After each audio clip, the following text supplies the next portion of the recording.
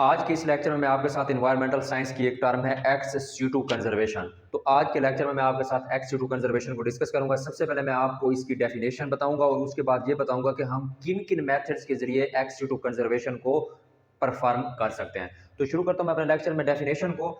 X CO2 conservation जो है ना, एक्स का मतलब होता है आउटसाइड।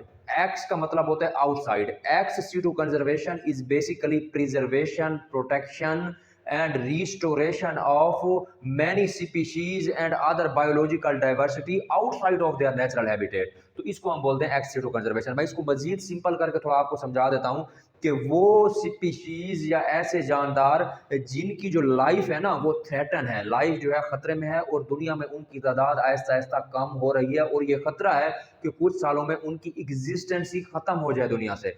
तो उनमें से कुछ की जो प्रोटेक्शन है वो फिर लोगों ने सोचा कि इनको प्रोटेक्ट करें ताकि ये लॉन्ग टर्म तक हमारे साथ सर्वाइव करे, इनकी एग्जिस्टेंस जो है बिल्कुल खत्म ना हो। तो उनकी प्रोटेक्शन जो है वो इंश्योर किस तरह की जा सकती है, दो तरीकों से की जा सकती है। एक तरीका होता है इन सिटू कंजर्वेशन, दूसरा होता है आउट सिटू कंजर्वेशन। इन सिटू कंजर्वेशन में मैंने आपको क्या बताया था पहले कि वो ऐसी कंजर्वेशन या ऐसी protection of species which is done in their natural habitat, के जिस इलाके के अंदर वो जानदार रहते हैं उस इलाके को आपने प्रोटेक्ट कर लेना है, तो उसको बोलते हैं हम इन सिटू कंजर्वेशन। अगर कोई ऐसी प्रोटेक्शन स्पीशीज या दूसरी बायोलॉजिकल डाइवर्सिटी की जिसमें उन स्पीशीज को उनके नेचुरल हैबिटेट या नेचुरल जो उनकी रिहाइश का है उनसे उठाकर एक आर्टिफिशियली जो है उसमें हम उनको प्रोटेक्ट करें आउटसाइड ऑफ देयर, यानी सिंपल अल्फाज में outside of their natural habitat, उसको हम बोलते हैं x CO2 conservation. X CO2 conservation is basically protection, preservation, management and restoration of many species and other biological diversity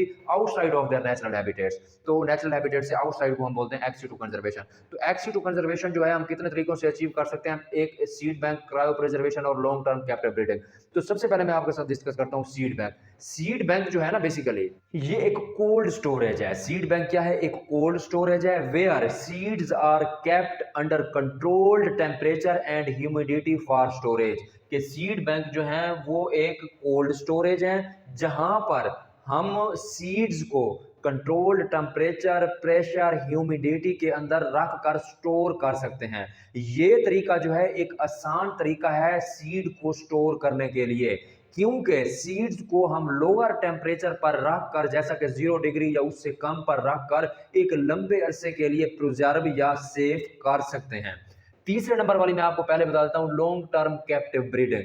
long term captive breeding का मतलब होता है it is a procedure of capturing, maintenance and breeding of many species whose survival is threaten for longer time is called long term captive breeding. मिसाल के तौर पर इसको सादा अल्फाज में समझाता हूं कि एक ऐसा तरीका जिसके अंदर आपने किसी भी स्पीशीज के जो या फिर किसी भी बायोलॉजिकल डाइवर्सिटी के जो जानदार हैं उनको आपने पहले कैप्चर किया, फिर उनकी मेंटेनेंस की, फिर उनकी ब्रीडिंग की लॉन्ग टर्म बेसिस पे, ठीक है। वो स्पीशीज जो कि अपना नेचुरल हैबिटेट मुकम्मल तौर पर भूल चुके हैं या उनको अपने नेचुरल हैबिटेट का पता ही नहीं है, उनकी लॉन्ग टर्म बेसिस पे ब्रीडिंग करना लॉन्ग टर्म कैप्टिव ब्रीडिंग कहलाता है। दूसरे नंबर पे हमारे पास क्रायो प्रिजर्वेशन। क्रायो प्रिजर्वेशन जो है ना, basically newest application of technology है।